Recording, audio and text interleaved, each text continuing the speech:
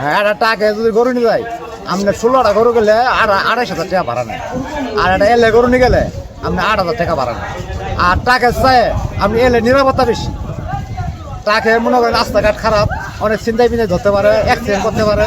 ওই হিসেবে ট্রেনের নিরাপত্তা বেশি, কোনো চিন্তায় কারণ নাই, কোনো অ্যাক্সিডেন্টের ভয় নাই। এই হিসেবে আমরা টাকা যাই না ট্রেনে যাই। মনে করেন যে আমরা যে গরু বাছুর কিনা পালি, আমার দেশের বাড়িতে ঢাকা শহর মনে করেন যে একটু দামেলা বেশি পাওয়া যায়। এই হিসেবে যেমন আমরা প্রতি বছর ঢাকা চলে যাই আসার দ্বারা, মানে কষ্ট করে পালি আমরা গরিব মানুষ, 2-4 টাকা বেশি পাবো এই আশায় আমরা ঢাকা শহর চলে যাই। এই লেগে ট্রেন দিছে, ট্রেনে যাই আমরা, বাসে যাই না, কষ্ট হয় ওটা যাইতে।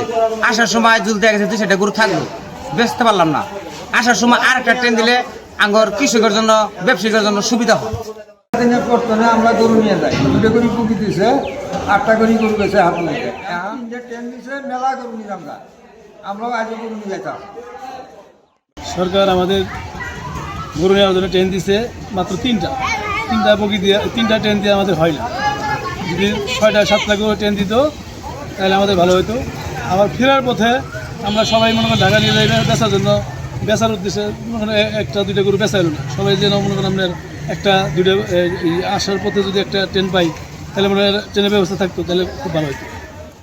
প্রতি বছরের ন্যায় এবার আমাদের ঈদুল আজহা উপলক্ষে Bangladesh railway wagon cattle special train চালাচ্ছে।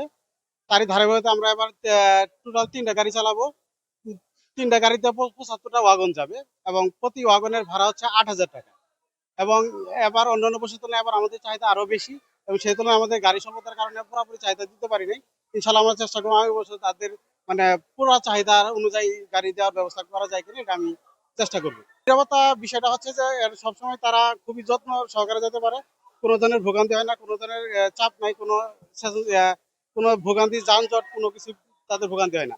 আমাদের নিরাপত্তা বাহিনী তাদেরকে ঢাকা পর্যন্ত নিয়ে যাবে এবং ঢাকা পৌঁছার পরে নিরাপত্তা দিবে।